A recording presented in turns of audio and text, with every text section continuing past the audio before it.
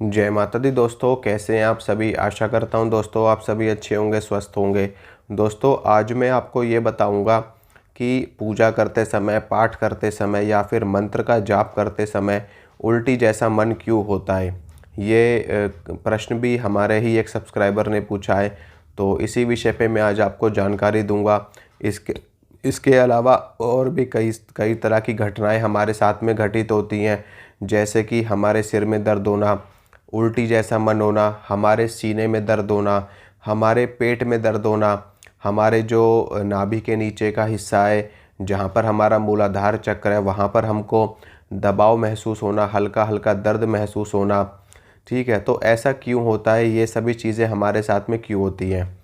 देखिए दोस्तों, जब भी हम किसी भी मंत्र का जाप करते हैं, हम कोई पाठ करते हैं, हम कोई साधना करते हैं, कोई पूजा करते हैं, कोई हवन करते हैं, तो उससे क्या होता है ना कि जो ऊर्जा की तरंगें हैं वो निकलती हैं। मंत्र का जाप करते हो, मंत्र क्या है, शब्दों का समूह है और हर शब्द की अपनी एक ध्वनि होती है।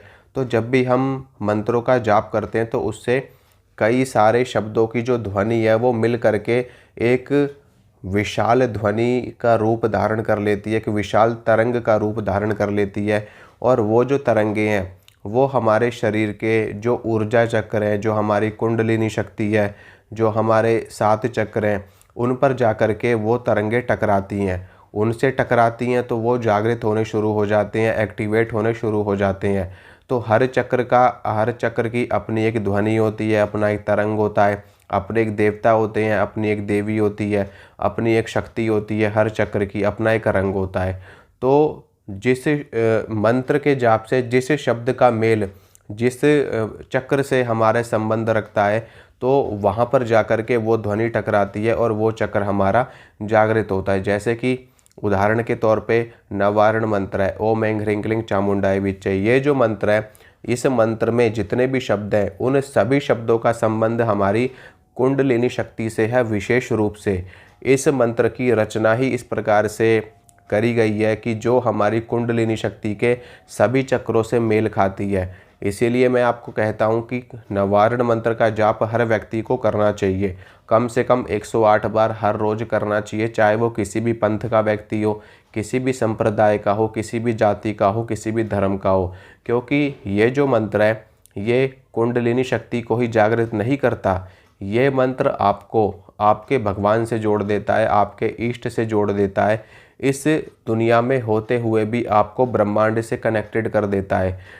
आपकी कुंडली में जितने भी ग्रह हैं वो सारे खराब स्थिति में हो, आपको बुरा प्रभाव दे रहे हो, नेगेटिव प्रभाव आपको दे रहे हो, वो सभी के सभी पॉजिटिव प्रभाव आपको देना शुरू कर देते हैं अगर आप इस मंत्र का जाप करते हैं।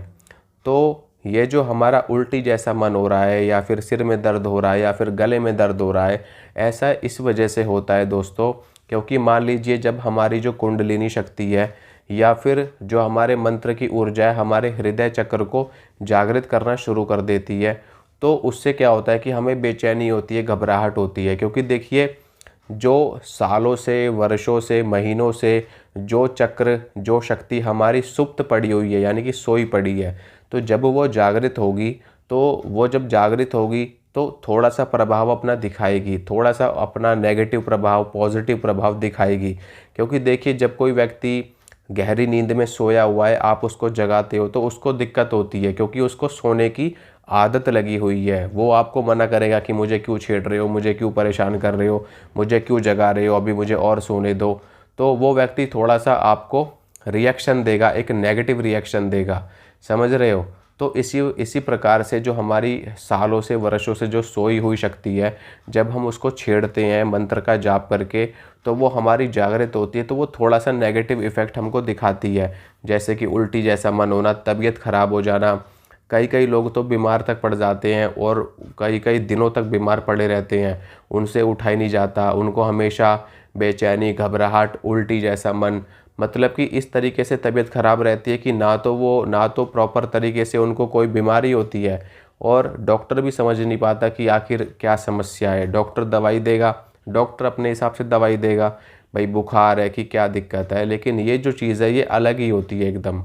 ये दवाई से ठीक नहीं होती, ये अपने आप ठीक होती है ये चीज़, अपने समय के साथ में अपने आप ठीक हो जाएगी। दवाई चाहे जितनी भी खा लोगे आपको आराम नहीं पड़ेगा।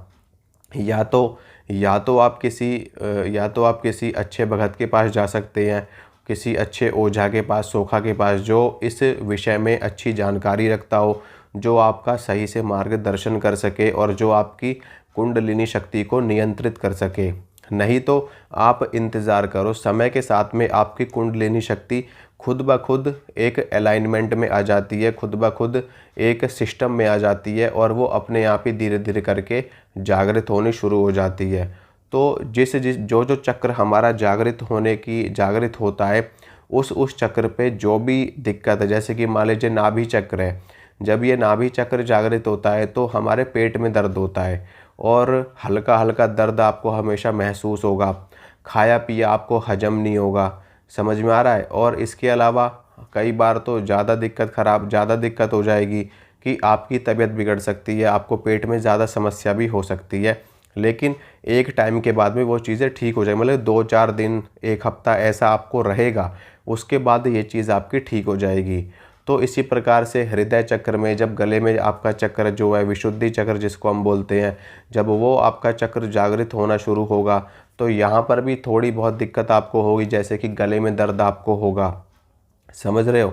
गले में दर्द होगा, आपकी गर्दन में अकड़ाहट सी बनी रहेगी, गर्दन में आपको दर्द रहेगा हमेशा, हमेशा ऐसे लगेगा कि जैसे आपकी कोई नस चढ़ गई है, ऐसा आपको महसूस होगा। और इसी तरह से जब आज्ञा चक्र पे हमारी जो शक्ति आती है, तो हमारा जब आज्ञा चक्र एक्टिवेट होने लगता है तो यहाँ पर बहुत पेन होता है, सिर में पेन रहता है, हमेशा एक घुमेरी सी बनी रहती है, चक्कर से बने रहते हैं दिमाग में, हमेशा ऐसे लगेगा कि जैसे चक्कर से आ रहे हैं, इस तरह की चीज़ें होती हैं।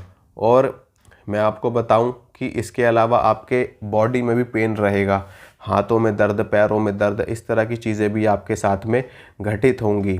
लेकिन जो साधक है उनके साथ में ऐसा होगा, अगर आप कोई साधना ही नहीं कर रहे, कोई पूजा नहीं कर रहे, कोई पाठ नहीं कर रहे और आपको ये सब दिक्कतें हो रही हैं, तो आपको इलाज करवाने की ज़रूरत है। हाँ, अगर आप साधना कर रहे हैं, मंत्र जप कर रहे हैं, पाठ कर रहे हैं, सिद्ध कुंजिका पाठ कर रहे हैं, हवन कर रहे हैं और आपके साथ में ऐसा हो रहा है, तो आपको ज़्यादा घबराना नहीं है, क्योंकि ऐसा होता ही है।